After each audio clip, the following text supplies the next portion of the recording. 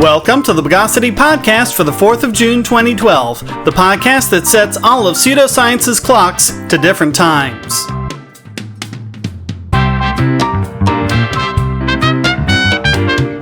This is your host, Shane Killian. Let's trepan the news of the bogus. The school nurse is there to help you when you need her, to help you get the treatment and medicine that you need. Unless, apparently, you're an asthmatic at Deltona High School in Deltona, Florida. At least that's what happened to student Michael Rudy, who very nearly died when the school nurse refused to let him use his own inhaler because his mother hadn't signed a form. His mother, Sue Rudy, got a call from the school saying that her son was having trouble breathing. When she arrived, she found that her son had been locked in a room and just left to collapse. His inhaler had actually been confiscated, even though it was still in its original packaging with his name on it. Despite the fact that Michael had been attending the school for years and his problems with asthma were well known, all the nurse did was put him in a room and lock the door. She didn't even call 911. When Sue arrived, she found her son unable to breathe. Quote, "As soon as we opened the door, we saw my son collapsing against the wall on the floor of the nurse's office, while she was standing in the window of the locked door looking down at my son, who was in full-blown asthma attack."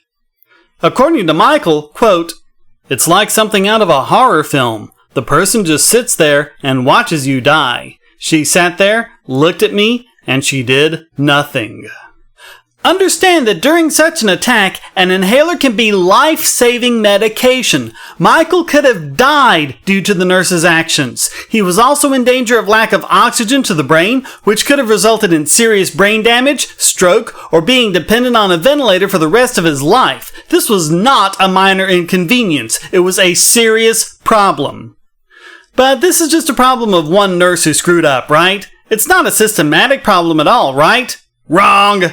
Both the administrators at Deltona High School and officials at Verona County actually stand by the nurse's decision to let Michael suffer needlessly and put him at serious risk of severe health consequences or even death, all because Sue hadn't signed the form that year to let him use the inhaler. Okay, we can understand why a school would need paperwork saying what student is allowed what drug, but when the bureaucracy is placed over the health and even the life of a student, things have just gone way too far. They're not only putting the cart before the horse, they're whipping the horse, pushing it over, and leaving it on the ground to die. And it isn't limited to one Florida county either. According to Health Day News, even though all 50 states, as well as federal law, allow students with asthma to carry inhalers, many schools still deny the life-saving medicine to their students as a matter of routine. And this is the same in the 48 states where epinephrine pens are legal as well. According to Dr. Raoul Wolf, Chief of Pediatric Allergy, Asthma, and Immunology at the University of Chicago, there just isn't any excuse. Quote, "You have a trained person who knew what she was supposed to do, but didn't do it because a piece of paper wasn't signed. It's a real problem. We've had school nurses think the way to treat asthma is to give them cold water to drink. And according to Wolf, cold can trigger asthma or make symptoms worse. An inhaler is a simple thing to use. Thanks to this technology, only 200 children die of asthma attacks every year, and most of those 200 could easily be saved with access to inhalers. The last thing we need is for bureaucrats, and this nurse was acting as a bureaucrat and not a health professional, to take away a simple, everyday item that can save their lives.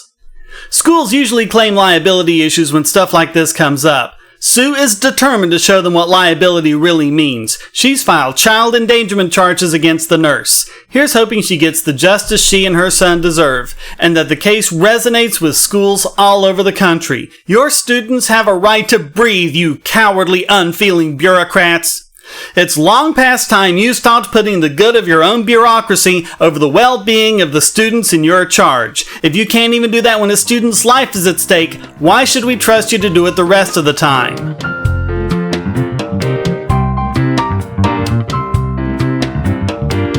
The good news is, schools can be shamed into making changes. That's what 9-year-old Martha Payne accomplished when she set up a blog with photos and statistics about the lunches she and her classmates were being served at their school in Scotland, which included unsanitary conditions like human hair in the food. She rated each meal by health, tastiness, and amount of hair, and after only 5 reviews, her school started to take notice. The blog had received international attention, and the school was embarrassed into providing healthier meals. Whereas before, the meal covered barely half the plate and included things like pizza, deep-fried foods, and muffins, afterwards the meal filled much more of the plate and included potatoes, vegetables, cheese, soup, and other healthy foods, along with a dessert item such as a brownie. When even a 9-year-old can use the power of the internet to gain international attention and shame bureaucrats into doing the right thing, it gives you hope for the future. Way to go, Martha!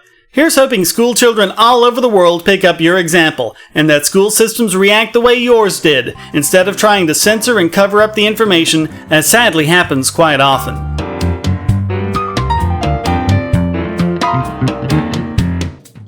We've been following all the ridiculous ways the music industry has tried to get money from phantom sales they claim to have lost because of piracy, even though their own studies repeatedly say they haven't lost a dime. Now the music industry has gone after the file-sharing service LimeWire, suing them for, get this, $75 trillion, more money than the combined GDP of the entire world.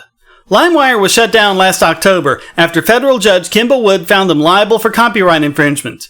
Now the RIAA and 13 record companies are claiming that the Copyright Act allows them to request damages for each act of infringement where 2 or more parties were liable. In other words, every single time a song was downloaded by a user.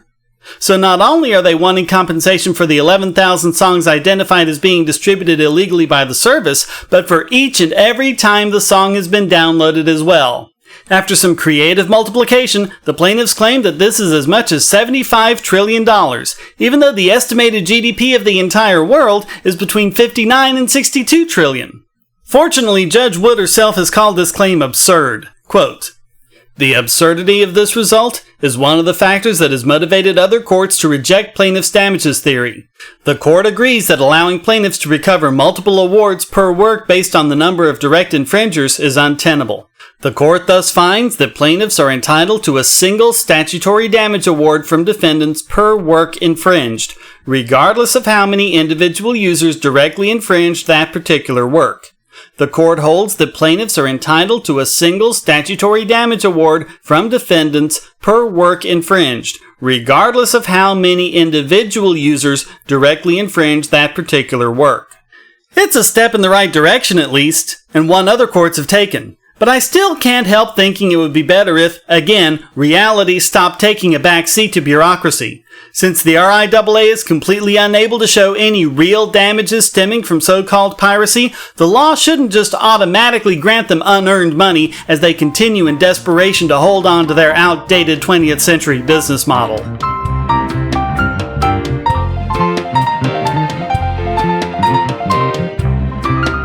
Our right to protest is absolutely enshrined in the Constitution by 3 separate parts of the First Amendment: the right to free speech, the right to peaceably assemble, and the right to petition the government for redress of grievances. Our right to report on those protests, including distributing video online, is also protected by the right to freedom of the press. That's all Tim Pool, Luke Rudkowski, and Jeff Shively were doing when they live-streamed the anti-NATO protests in Chicago. Nonetheless, on their way home, they were surrounded by police cars, and police drew their guns on them and told them to come out with their hands up. They were handcuffed and detained, but the police wouldn't tell them why. The police yelled at them, including throwing the F-bomb, and they seized their phones and hard drives, desperately trying to delete the footage before it could be archived at Ustream. They even tried slamming the hard drives against the floor to destroy the data on them.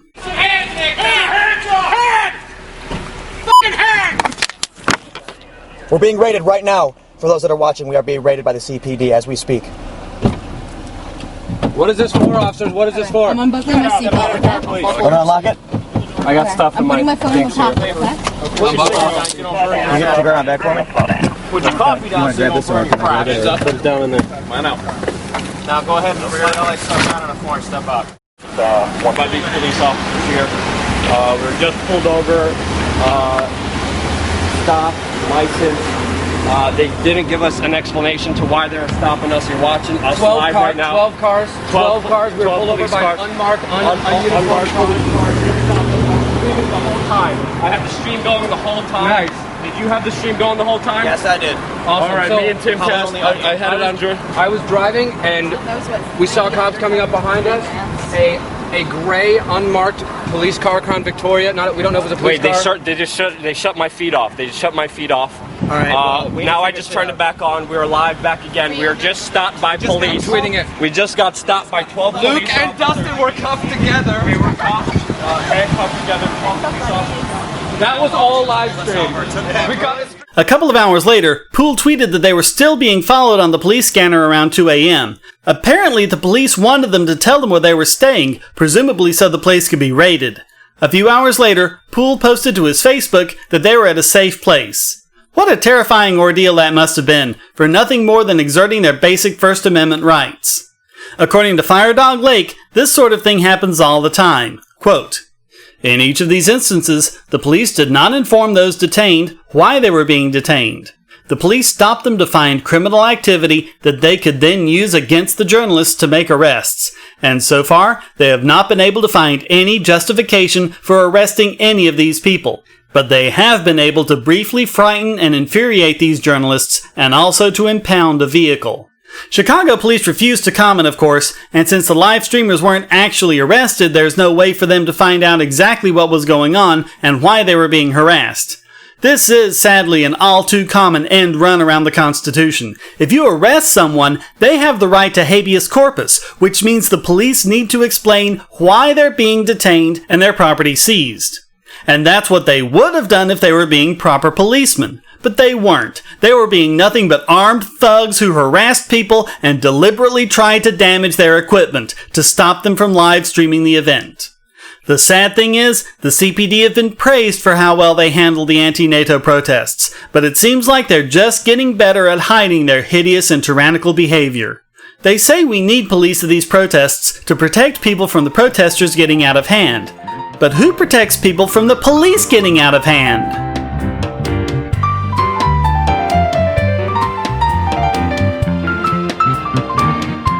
And now it's time to slip a placebo into the coffee of this week's biggest Bogon emitter. It really is amazing that in the 21st century, people are still trying to defend homeopathy, which is medicine, and I use the term loosely, that has been diluted to the point where no molecules of the active ingredient remain. Yet somehow they maintain it works, despite numerous studies showing that it doesn't and can't. The National Center for Homeopathy has released another desperate article trying to convince people that there really is something to this nonsense at all. The author, who doesn't even give his name, despite claiming to be an expert, uses every tool of Bogosity to try and dance around the obvious and well-established facts. And no, I don't know the author's gender. I'm going to refer to him as he. If this bothers you, get over it. I'm not going to do he or she all the way through this debunking. If it helps ease your feminist sensibilities, then yes, I acknowledge, and we've actually seen this several times, that women can and do support homeopathy, and that women can be complete morons too. Happy now? First, we get the general claim that he's a skeptic, and yeah, I know we've heard it before. But he claims that he was convinced through rational skeptical means because, quote, "I saw it work, over and over and over again." This isn't an explanation, it's just a theory, but it helped me to get over the hurdle of thinking homeopathy is just magic to recognizing that a scientific explanation does exist.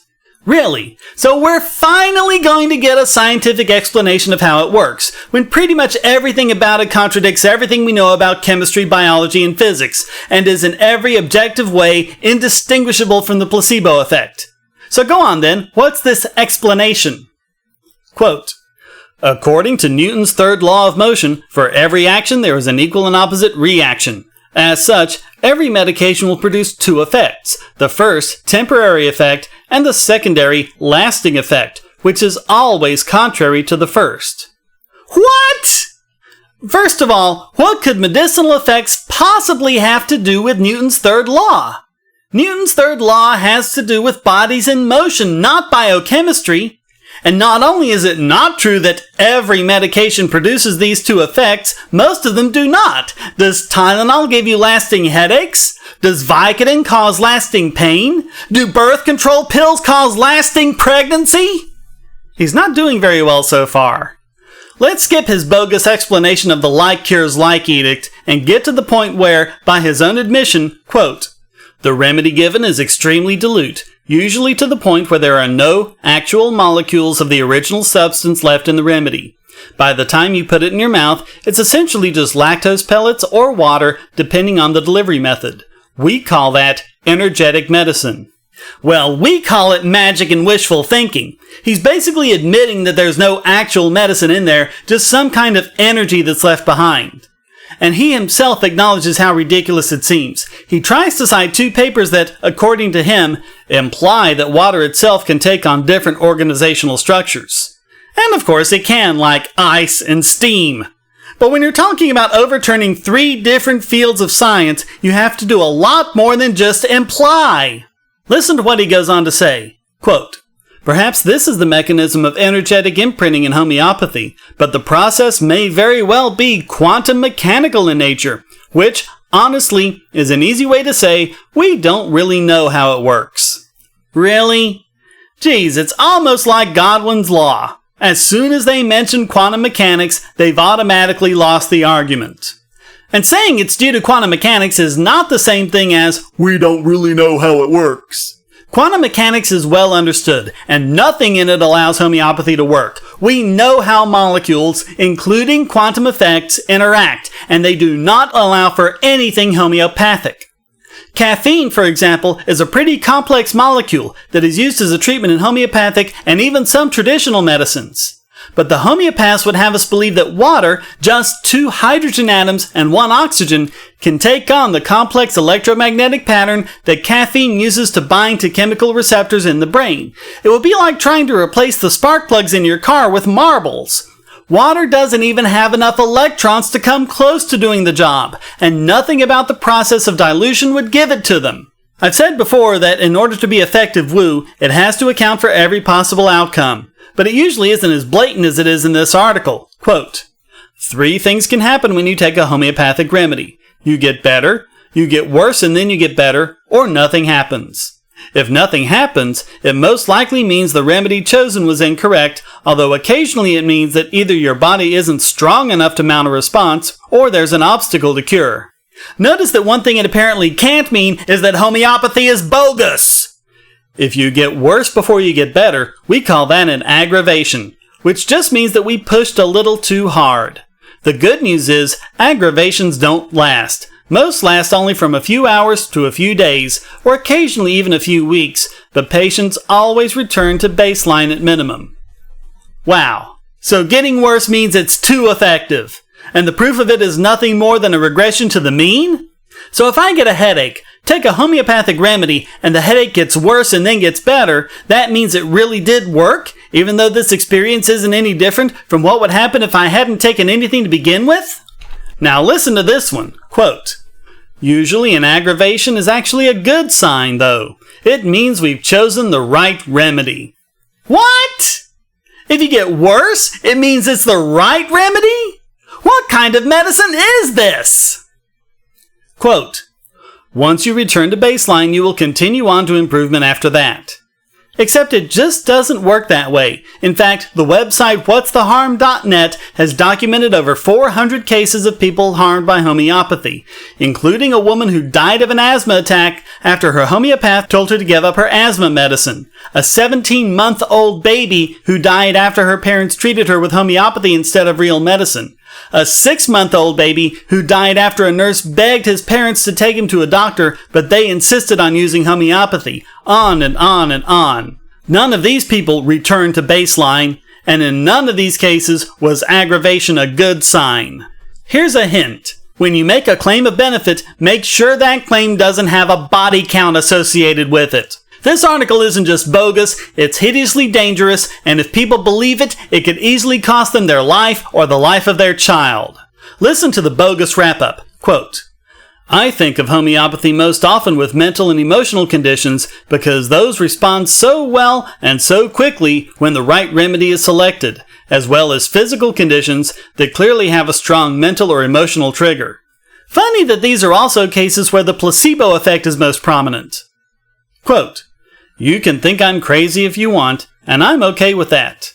Oh, I don't just think you're crazy, Mr. Anonymous Coward. I think you're incredibly dangerous and are causing active harm that will one day result in fatal negligence, if it hasn't happened already, and I have a lot of evidence backing me up on that. And his final words, quote, "But I dare you to try it." If he were really a skeptic like he claims, he would know that this is a bogus criteria, and that no skeptic worth his salt would consider just trying something as evidence that it does or doesn't work. After all, there's a reason for double-blind, placebo-controlled studies, and it's to separate the treatments that work from treatments that rely on the placebo effect, wishful thinking, and scientific ignorance. In other words, treatments just like homeopathy. And that's why the National Center for Homeopathy and the unnamed coward who wrote the article soared to the top of the pile to become this week's biggest Bogon emitter.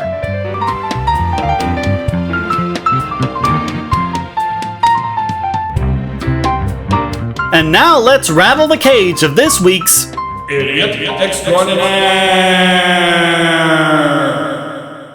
If we gave this dubious distinction to every moronic cop who went to the wrong address and shot the family dog, then no one else would ever have a chance to be named. Normally they just get included in news of the bogus, but when one comes along who's so brain dead you wonder how he even had the smarts to drive his car over there, you just don't have any choice. Enter our cop, whose name has not yet been released by the press, who walked up a Fort Worth driveway where a couple, Mark and Cindy Bowling, had just returned from shopping. Their 2 dogs came running out. Mark asked the police officer not to advance, but he did anyway. He told the cop they don't bite and weren't going to hurt him, but seconds later the cop jumped on the porch pillar, drew his firearm, and shot one of them, named Lily, in the back. She bled to death minutes later. The theft the cop was responding to was 2 blocks away from the house. Okay, we have all the same questions here. Why didn't he evaluate any actual threat? Police spokesstooge Pedro Criado said the cop shot the dogs, quote, as the dogs were getting closer to attack or bite the officer. But that just doesn't jive with what witnesses said. According to Mark, quote, my dog was standing there looking like I got a new friend, and he turned and shot her in the back. Why didn't the cop just mace the animals if he thought they were a real threat? Why didn't he give the owner a reasonable chance to subdue them? But still, so far it's your typical bad cop shoots dog at wrong address story. So why does this anonymous cop get this unprestigious booby prize?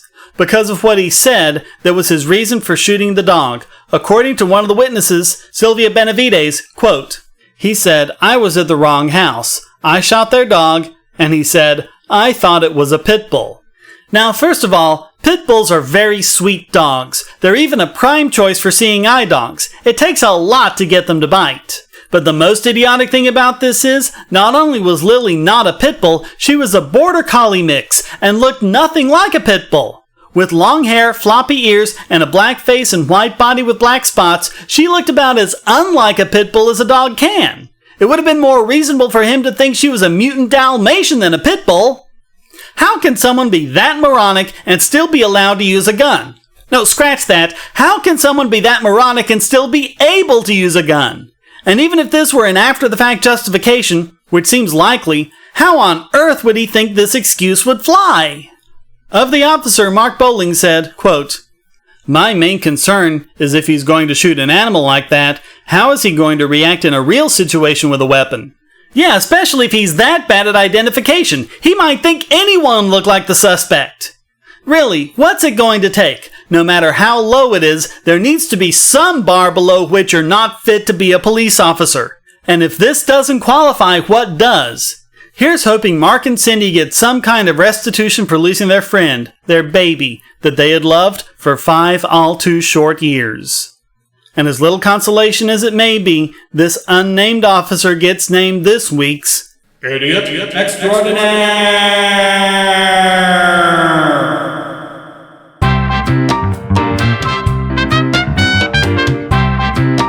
Well, that wraps up this misidentified, unspecified, electrified, creamy inside, insecticide, testified, well stir-fried, and at your bedside edition of the Bogosity podcast. Please visit the forums at Bogosity.tv, where you can read the show notes and join the discussion on these and other subjects. This podcast is free, but not free to produce, so please use the donate button at the top of the Bogosity.tv website or down the right-hand side of the podcast page and give generously to keep this podcast going. And if you'd like to contribute to the podcast, just send a question, statement, news article, or rant to podcast@bogosity.tv. Put it in an audio file, and if it's good enough, it'll get played right in the podcast. Thank you for listening. Until next time, here's a quote from Dara Ó Briain. I'm sorry if you're into homeopathy. It's water. How often does it need to be said? It's just water. Herbal medicine's been around for thousands of years. Indeed it has, and then we tested it all, and the stuff that worked became medicine, and the rest of it is just a nice bowl of soup and some potpourri. So knock yourselves out. The Bogosity podcast is licensed under Creative Commons Attribution Non-Commercial No Derivatives 3.0 Unported License.